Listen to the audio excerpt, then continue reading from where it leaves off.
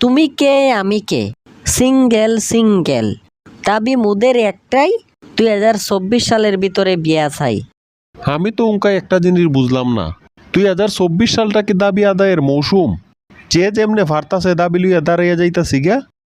এখনো তুই দাবি আদায়ের সুবর্ণ সুযোগ, সবাই যার যার ব্যক্তিগত দলীয় দাবি নিয়ে রাস্তার মধ্যে দাঁড়াইতাছে, কিন্তু আমি তো আমার দাবি লইয়া রাস্তায় দাঁড়াইছি না।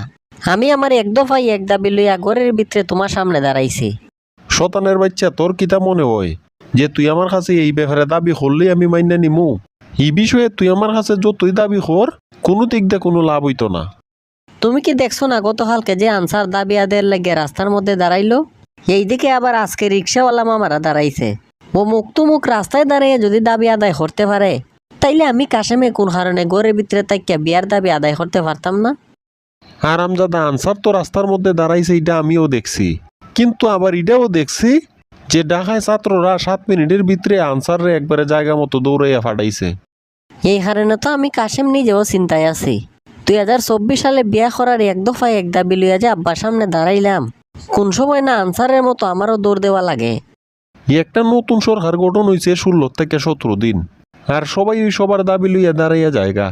এরারে তো প্রশ্নটা করণ লাগে যে গত 16-17 বছর এরা হই আসলো। আরে দাবি আদায় করার লেগে রাস্তায় নামাটা তো একটা অভ্যাস হইয়া গেছে গা। এই কারণে সেব না ভাইয়া সবাই যে যার মন মতো রাস্তায় দাঁড়াইয়া জায়গা। এখন আমার দাবিটার ব্যাপারে তোমার মতামত কিতা?